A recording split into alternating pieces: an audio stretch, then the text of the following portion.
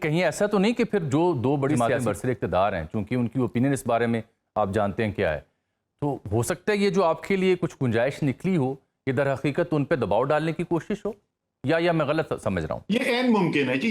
ये ऐन मुमकिन है। ये बात मैं भी पहले कर चुका हूं कि वो जो 2-3 मुख्तलिफ वजूहात हो सकती हैं जिसकी वजह से हमें ये दरवाज़ा थोड़ा-सा खुला हुआ नज़र आया है।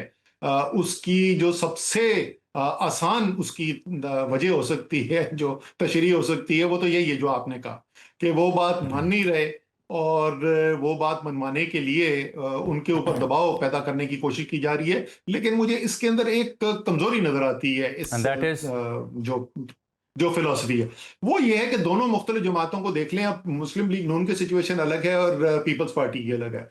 अगर मुझे कोई ये बता रहा है कि मुस्लिम लीग नून इतनी ताकतवर हो गई है कि वो एस्टेब्लिशमेंट की आंखों में आंखें डाल के ये कह रहे हैं कि आप ये करना चाहते हैं लेकिन हम नहीं होने देंगे, माजरत से, ये बात मैं तो नहीं मानने को तैयार हूं। ठीक है ना। और दूसरी जो पीपल्स पार्टी का मसला है, उनका बुनियादी तौर पे मसला सिर्फ सिंध का है। और अजमल, ये भी आप ये मेरे अल्फाज पहले भी सुन चुके हैं, आप उसमें मौजूद थे, बल्कि आपने कंपेयर किया था उस प्रोग्राम को। ये मसला पीपल्स पार्टी का नहीं है, ये सिंध की नेशनलिस्ट पार्टीज का, ये कौमी पार्टियां जो हैं, ये उनका मसला नहीं है, ये सिंध के अवाम का मसला है। तो जरदारी साहब कह भी देना तो ये ऐसा नहीं है कि कल जो है वो सब ठीक हो जाएगा और आप आराम से सिंध के अंदर 3 हिस्से बना लेंगे। ठीक। अच्छा, मैं एक नुक्ता मुझे याद आ गया, इस डिबेट को मैं आगे भी लेके चलता हूँ। वो नुक्ता ये है कि ये क्या महज हसीन इत्तेफाक है कि पीटीआई जाती है तौहीन अदालत में 7-8 लोगों को नॉमिनेट करती है, पीएम के खिलाफ नाअहली की दरख्वास्त देती है, उसमें लिखा इफ्तिखार चौधरी का हवाला, the buck stops at the prime minister office, वो हवाला दिया गया। 2 वज़रा आज़म नज़ीर तारड़ और तारड़, उनका हवाला, सेक्रेटरी दाखिला का नाम, लेकिन इंटीरियर मिनिस्टर का नाम नहीं है। फिर उसके बाद सुहेल आफरीदी हंगू में बोलते हैं और कहते हैं हम एस्टेब्लिशमेंट पर तनकीद करते थे, ये जो शिफा नाम मुंतकिल करने वाला मामला ये मरीम नवाज और शहबाज शरीफ ने किया। फिर आज बैरिस्टर गौहर से सवाल पूछते हैं हमारे सहाफ़ी दोस्त, वो कहते हैं हाँ ऑनर ऑफ मोहसिन नकवी साहब से राब्ते होते रहते हैं, डिटेल में यहाँ नहीं बता सकता। तो ये जो 3 बातें मैंने की हैं, ये क्या महज हसीन इत्तफाक है, किसी एक लार्जर पिक्चर का हिस्सा है, और ऐसा ही होना चाहिए और पीटीआई ठीक अब खेल रही है? तो हसीन इत्तेफाक ये हो सकता है, और अगर ये हसीन इत्तेफाक है तो एक नायाब हसीन इत्तेफाक है अच्छा। पाकिस्तान की सियासी तारीख के अंदर। और हो सकता है कि जिसने आपके लिए थोड़ा सा दरवाजा खोलने में कोई किरदार अदा किया है, शायद आप उसके खिलाफ आप नहीं चाहते कि उसका हाथ पकड़ के दोबारा दरवाजा बंद करवा दिया जाए। ज्यादा जो देखने में नजर आता है, मैं खुल के इसलिए बात कर रहा हूं, मेरे पास तो कोई तरीके इंसाफ की अंदर की ना खबर है, ना हुकूमत की, ना फौज की, तो इसलिए मैं तो अपनी क्या सहराई कर रहा हूं। और मेरे ख्याल में जितना कुछ हमें देखने में नजर आ रहा है कि नहीं, ये वही हो रहा है जिसका मैंने पहले जिक्र किया था कि कुछ ना कुछ रीसेट के ऊपर बातचीत चल रही है। क्या तरीके इंसाफ ने ये अच्छा किया?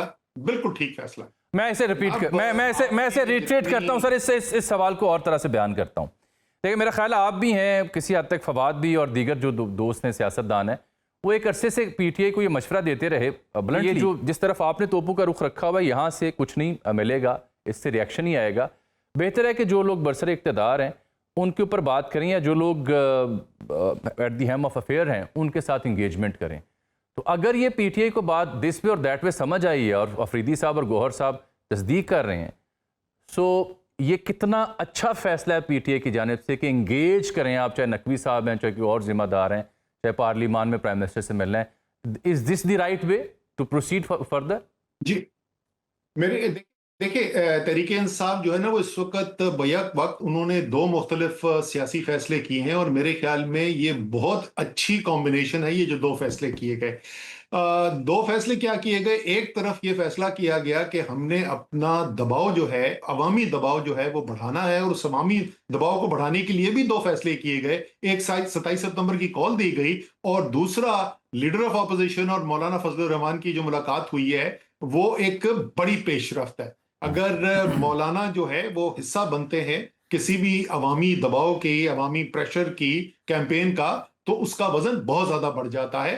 तो एक तरफ तो वो ये काम कर रहे हैं कि दबाव बढ़ा रहे हैं, और दूसरी तरफ वो जो है वो बातचीत के लिए कुछ ना कुछ पेशरफ भी कर रहे हैं। होना ही ऐसा चाहिए। ये पता नहीं आपके प्रोग्राम पे कहा था कि नहीं कहा था, मुझे याद है मैंने 2-2.5 साल पहले कहा था, वो वियतनाम की वॉर हुई थी ना, जंग हुई थी, तो उसमें कहते थे टॉक टॉक फाइट फाइट। ये काम दोनों चलते हैं साथ, एक तरफ से आपने दबाव भी बढ़ाना है और दूसरी तरफ से बातचीत भी करनी है। ठीक। आज़ाद उमर साहब, ये जो मौलाना की आपने जिक्र किया, ये तो वही मतलब रहनुमा हैं जिनके बारे में आपकी क़यादत के स्टेटेड पोजीशन है, उनकी भी स्टेटेड पोजीशन है, गंडापुर साहब से लेके बाकी लोग भी। And he was the one who led the coalition against the ouster of Imran Khan. तो अब वही आप उसी पीछे उसे इमाम के खड़े हैं जाके, क्या ये खुला तजाद नहीं है बकौल सुहेल बड़ाई साहब? नहीं, पहली बात तो वो पीछे उस इमाम के नहीं खड़े हुए। दूसरी बात ये है कि ये कोई इब्तिदा अब तो नहीं हुई है। तरीके तहफ़्फ़ुज़ आइन पाकिस्तान की अगर आप लीडरशिप देखेंगे तो वो तो उसमें लोग भरे हुए हैं, वो लोग जो पीडीएम के थे, अदम एतमाद तहरीक की पीडीएम वन और तरीके इंसाफ के खिलाफ सरे फहरिस्त हिस्सा थे। तो अगर तहरीके इंसाफ आज ये कह रही है कि जी कल से हमारे लीडर जो हैं वो मौलाना फजलुर रहमान होंगे और हम उनकी सरबराही में चला करेंगे, तो मेरे ख्याल में बड़ा ही अजीबोगरीब फैसला होगा। लेकिन अगर वो ये कहते हैं कि इस वक्त निज़ाम जो है वो डिरेल हो गया है, जमहूरियत पटड़ी से उतर गई है, इमरान खान 3 साल से जेल के अंदर हैं और बड़े लीडर्स जो हैं, कोट लखपत में हमारे 5 लीडर्स जेल के अंदर हैं, वर्कर्स हजारों की तादाद के अंदर मुश्किलात से गुजर रहे हैं, तो हमने मुल्क के निज़ाम को वापस पटड़ी पे चढ़ाने के लिए मौलाना के साथ इश्तराक में काम कर रहा है, तो मेरे ख्याल में इसमें तो बिल्कुल कोई खराबी नहीं। आज़ाद उमर साहब, ये देखिए क्रिकेटर्स का भी एक लेटर आया प्राइम मिनिस्टर के नाम, लेकिन आज जमाइमा बीबी बोली हैं, वो बरतानिया के प्राइम मिनिस्टर के जो फॉरेन सेक्रेटरी हैं एड मिलीबैंड, जो डेविड मिलीबैंड के भाई हैं, उनको मुखातिब कर रही हैं कि कब तक बरतानिया खामोश रहेगा। वो सारी सूरत हाल बयान करती हैं, I am sure you have gone through. लेकिन एक दो जुमले ऐसे हैं जो बड़े अजब हैं। वो कहती हैं, I have repeatedly appeal to the UK government to intervene, purported attempts at back channeling have evidently failed।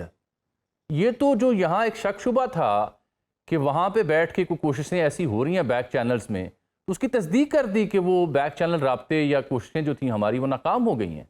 ये कितना डैमेजिंग स्टेटमेंट है किसके लिए?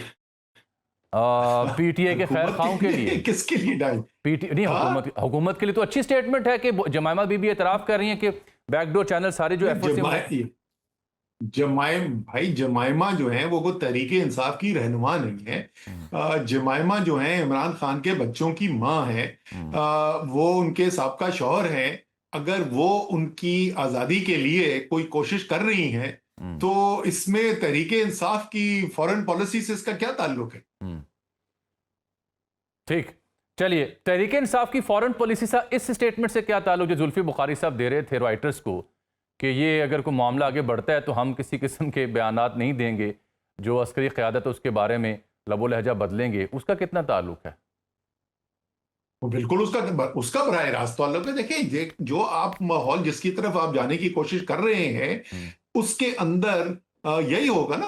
आप जो सूरत हाल पैदा करने की कोशिश कर रहे हैं, उस सूरत हाल के अंदर दोनों तरफ से कोई कॉन्फिडेंस बिल्डिंग मेजर्स करने पड़ेंगे ना, कोई एतमाद बढ़ाने के मेजर्स करने पड़ेंगे। तो उस तनाजुर के अंदर अगर वाकई में कोई संजीदा पेशरफ्त हो रही है तो बिल्कुल इसमें क्या गलत बात की है जुल्फी बुखारी ने, बिल्कुल ठीक बात की। तायद करते हैं आप?